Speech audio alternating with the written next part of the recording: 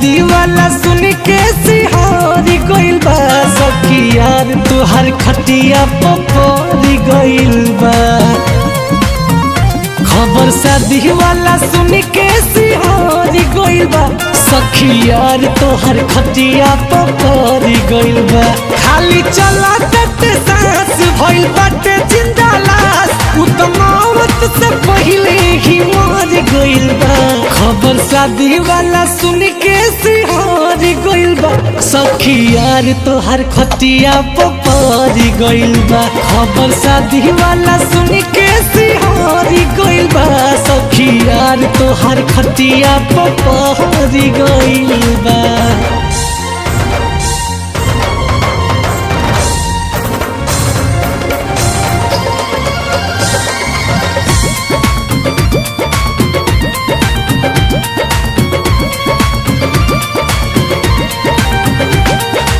लागल बा सदमा उनके ऐसन ये सखी कुछ न उनका बुझाला।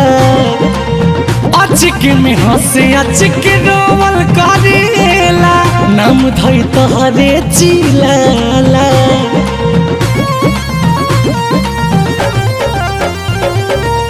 लागल बा सदमा उनके ऐसन ये सखी कुछ न उनका बुझाला।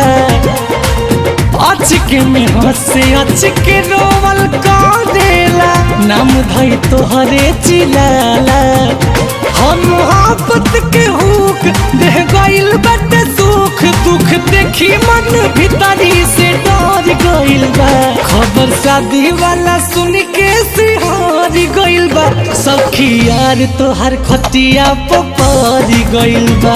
खबर शादी वाला सुन के सिहारी गइल बा सखी यार तोहर खटिया पपोरी गइल बा।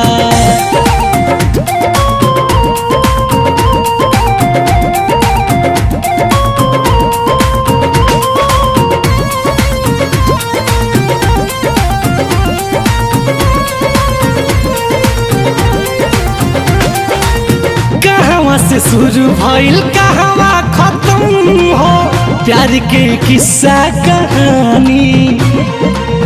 हद से ज्यादा तोहके मानत रहे सानी तू रहून कर दीवानी।